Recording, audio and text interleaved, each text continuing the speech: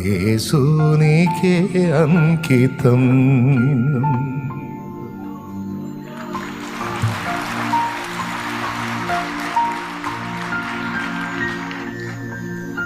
నా వల్ల నీ నామానికి దోషం వచ్చి అవమానం వచ్చి నేను నీకు చెడ్డ సాక్ష్యం తెచ్చే పరిస్థితి ఉంటే దానికంటే ముందు నా ఊపిరే పోవాలి.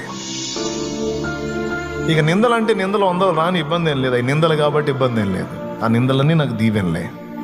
కానీ నేను తేడా పడి నీకు అవమానం తేకూడదు. నా ఆశ అదే, నీ దయ అంతే. ఆ పట్టులోనే ఉండు, నా చేయబట్టుకో, నేను నడిపిస్తా.